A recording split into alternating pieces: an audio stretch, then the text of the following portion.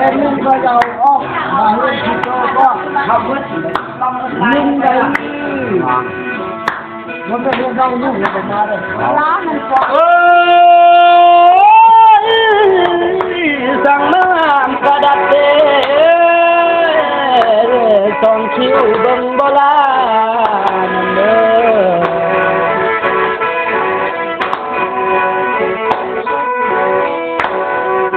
โอ้น้อ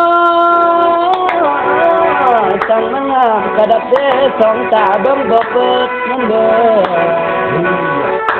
เฮ็ดหลอกแพ้ โอ้โหสาวเมืองหน้าใจ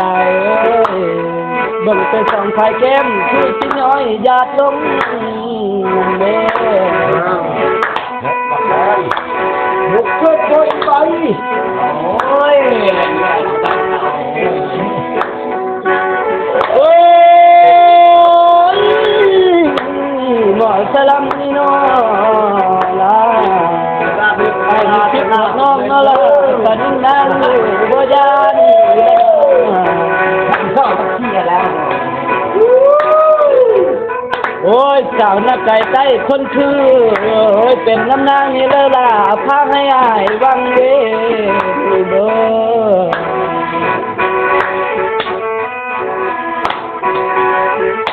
มือหนึ่งอัน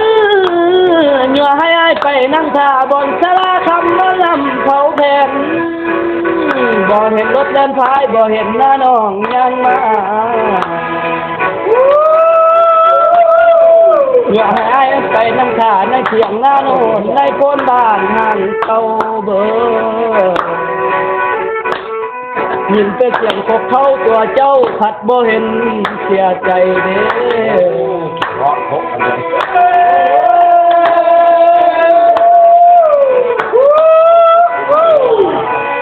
โอ้ยสาวเมืองนาตายเอ้ยตายไม่น้องเคิน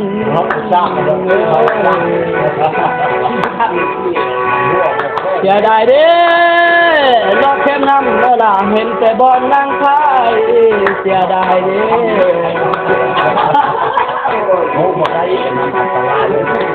ก็น้อรอแค่ชายรอหาชายเห็นแต่บอลนั่งก็เฮ้ยอะเฮ้ยอะเฮ้ยอะ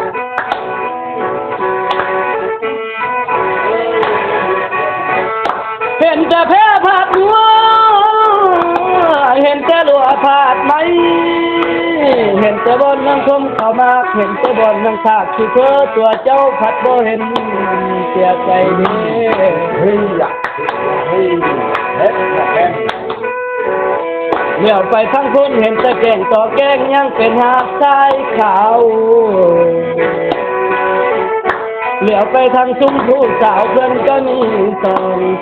นเฮ้ยอะโอ้ยสาวเอ้ยบุญบ่ถึงกันแล้วอย่าพาเล่นมาปล่อยด่ากันทอน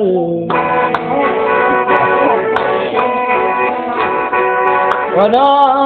บางเธอบุญเฮามีก็น่าบางที่ได้จวบกันเลยอันโนดำเลยอ๋อเราทิ้งกับลำชาตินั้นนายที่ทางป่าเรามีเราทิ้งกับลำเนี่ยขอให้นางนั้นก็เราเป็นยายสายสมองน้องต้องคิดทีชาตินี้นางเป็นของผู้อื่นแล้วเห็นไม่ชัดนะคุณขอให้นางรับน้องสันง่ายบ่าวอาจารย์แม่ทนสาธุขอให้กลับมาเกี่ยวสีเสลียวนักน่วงเลเถิดขอให้จับจงน้าบาเท้าใส่นางเด้อโอ้โน้ขอให้ตายเป็นไม้สองต้องมาเกี่ยวเกิดเถิดโอ้ยสาวหน้ากายเอ้ยขอให้ยินอยู่ผ้ามาแก่กายามันเด้อ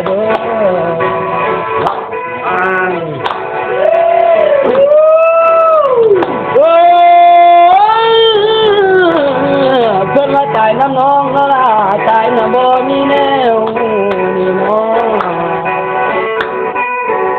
ว่าตายน้ำเพกษาจิ๋วของพระนางสอนเล่นเพลง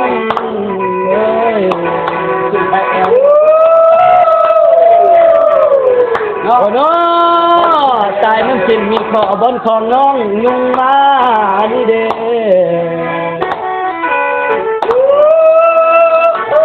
พวกกับพวกเนี้ยจะได้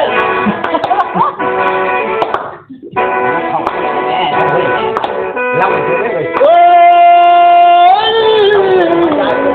มักเจ้าเดยักได้เจ้าเดคอยสิห้องคือควายผักแน่นี่นะคอยสิห้องคือเธอหลงรัก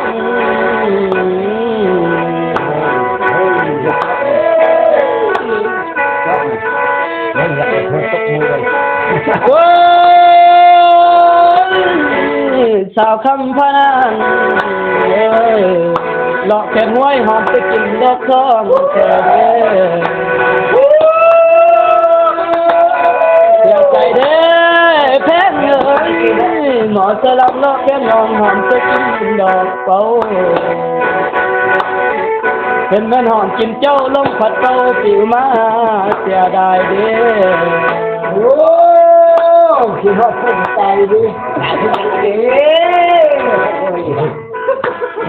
โอ้ยชาวนาไก่เอ้ยเสียดายเด้น้อแพงเอ้ย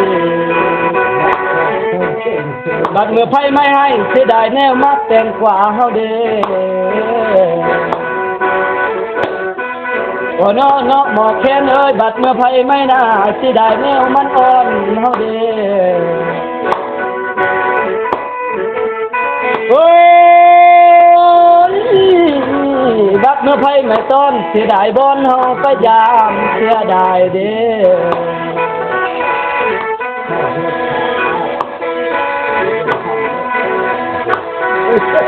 โอ้ยบุญบ่ถึงกันแล้วอย่าพาเวรมาปล่อยด่ากันก่อนโอ้ยเจ้าคำพนังโอ้ยย้อนบุญวายจองขึ้นบุญน้องผัดจองลงเสียดายเด้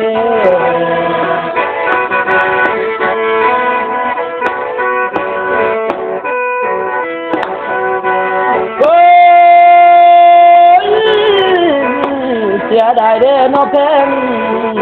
เอ้ยน้องแค่ลำนี้น่ารักเหมือนดังเมื่อเล่นน้อยบ่ส่งลงตั้งแก้วแนวเจ้าผู้งามเอ้ยโอ้จำเลยเจ้าคำนางบ่เซลเมื่อเอาเมื่อให้จมลงพื้นเจ้าคำนางบ่ขึ้นเมื่อให้กับคู่แบบไร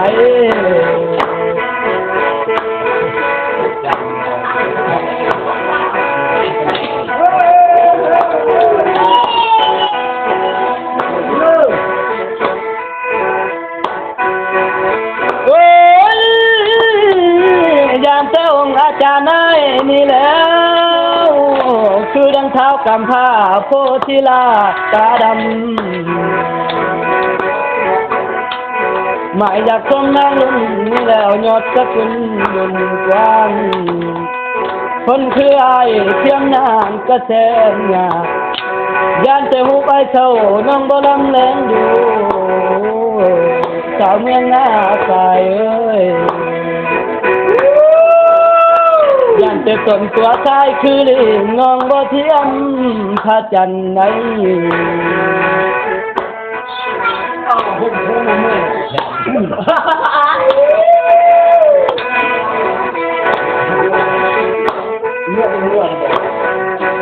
โอ้ยสาวคำพนังเอ้ยจะได้เด้น้อแพงสิเอ้ยเสียดายแต่เกิดผิดบทว่าท่านต้นดอกจานเสียดายเด้แพงเอ้ยโอ้น้อเสียดายจะเกิดผิดปานบ่ท่านนางผู้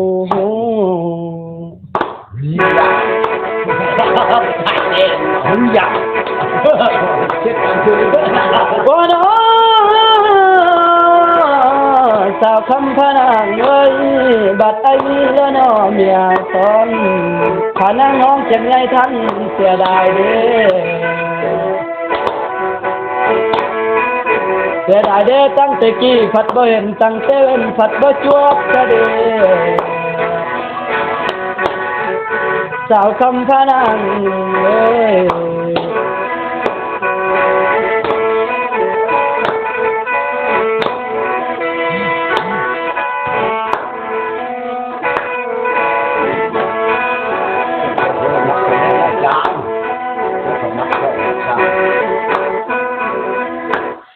แก้วเบียร์นะโอ้ย อันก่อน เอา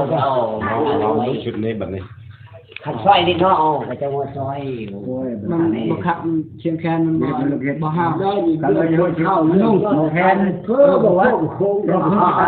มาแล้วล่ะที่ร้านขับอยู่เนาะเราแทนกับขับใช่